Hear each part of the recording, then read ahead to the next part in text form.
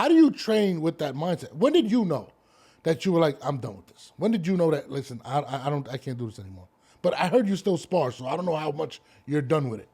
Yeah. I spar as much as I can possibly. I like it, but you know, when it's funny when my last fight of my career was one of the best performances of my career. I won the fight. I was looking really good. I was sharp, and I remember thinking right after, "This is great. Like I'm back in the mix. I'm gonna get another big fight. I'll be on TV my next fight probably." And over the course of the next, I believe it was 2.5 years, 9 fights in a row fell out on me. Like nine in a row. Just different things happened, and as we went on, and I'm getting older. For the first time in my life, after the ninth one fell out, I'm trying to get another one. For the first time in my life, I thought, like, man, I think I was 33 years old at the time. That was the first time my age ever entered my mind. Like, man, maybe I'm getting too old. Maybe I'm getting a little too old for this. I'm 33, and Damn, 33 is young. That's crazy. right, but at the time, this is 20 years ago. Yeah. Uh, and at the time, it was guys like Sugar Ray Leonard, Tommy Hearns.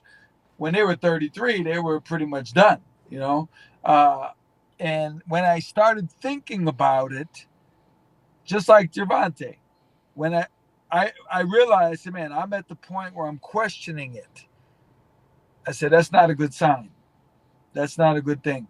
And in the process, in the meantime, I started training a couple fighters, pros, and I just decided at that point I'm just going to stick with the training because once I start questioning myself and my age, and that's whatever, if it's doubt or whatever it is, I don't need that. And I went out on a very high note. My last fight was excellent, and so I decided to go out on a high note.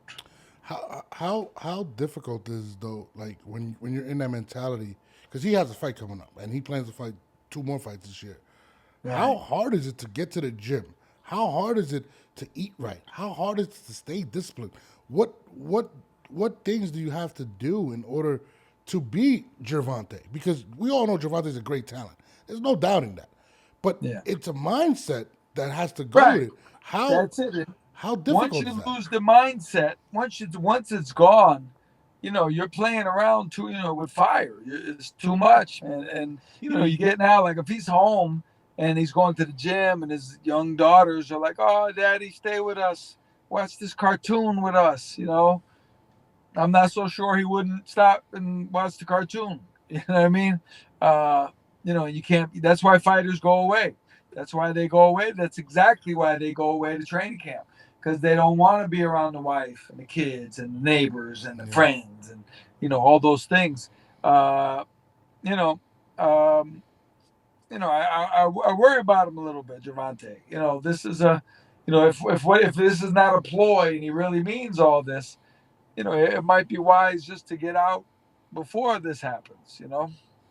Yeah, I mean, I don't believe it's a ploy, man. Just seeing the way he was moving, and again, once he mentioned his daughters, I at that point I was like, and it made me like him a lot more. To be honest with you, I'm gonna be honest. Like I Yeah. was like, because again, if I ever put my wife on the show, she'll tell you, my daughter has me wrapped around her finger. So if he has two of them, and listen, boys are more rugged. I love my boys as much as I love my daughter, but when those two girls look at you and they say something, Daddy, it's over.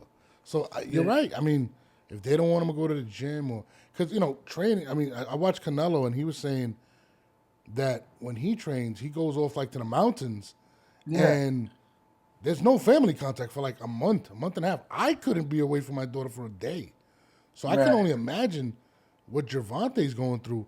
Especially, and I really got the vibe that he did not want to go through it again. He didn't want to go through that process. Right. I believe it. I believe it. Man, Skull, man, you have some of the best. First of all, I read somewhere you coming out with a book. When is this coming out, bro? Because you Man, really I've need to been drop this writing it ASAP. for a long time. I mean, I can't even say, but it's like I've been saying for the longest. It's basically done. Yeah, I just need to edit it. It just needs editing. And I touch on a lot of the kind of stuff we talk about. Hmm. The psychology of boxing, and I have a lot of that in there because I want people to understand. I tell the story in detail of when I was hallucinating and different things like that. I That's explain insane. what happened, and yeah. That's insane that you were hallucinating. I Like, thought I was in the dressing. Matter of fact, I didn't realize it was really a fight. It was about the ninth round, and I slipped in my corner on some water, and I went down on one knee or both knees. And number one, I thought I said, "Man, did he hit me or did I slip? I'm not sure what happened." And then I looked over to my left, and I saw my friend standing there by the wall of the arena. I saw him, yeah, and I said, "Man." His name's Dino, and I was like, "Man, Dino's here." I said, "I'm really fighting. This is really, I'm really fighting. I'm not in the dressing room. I'm in the fight." that's And crazy. yeah, So all right, so this book takes place pretty much from the beginning till you decided to retire, or do you continue on to the training and those things? yeah. I talk about the training and different things like that. It starts with my earliest. The book opens with my earliest boxing memory, Okay. which was me and my brother in the laundry room of our house Uh huh. arguing over iron-on decal that was in the newspaper. It Hmm. was of Ali and Frazier, the Thriller in Manila. Uh huh. The fight was coming up, and they had an iron-on decal in the newspaper, Hmm. and only one person's going to get to use it. And he wanted to use it, and I wanted, and I was, I'm like 8 years old at the time, Yeah. and but that was my earliest memory of boxing. Jesus. So, all right, what made you actually want to put on the gloves? What made you say, "That's what I want to do"? Well, believe it or not, I used to box in my house by myself. And I used to pretend I was Muhammad Ali fighting Jimmy Young. For some reason, I fought Jimmy Young all the time. And I would keep track of the rounds, and I had 3 minute rounds, and I had the scorecard. And, I used to do the post fight interview and everything. Yeah. And my father told me about a gym that wasn't far from my house, that was one town over. Yeah. And in my mind, I wanted to go to the gym because I said, man, instead of boxing against myself, I could box with one of these guys, and I'll just pretend I'm Muhammad Ali with them. And Yeah. they, Yeah. and whoever they are, depending on how they look, they might be Ron Lyle, they might be Jimmy Young, they might Yeah. be George Foreman.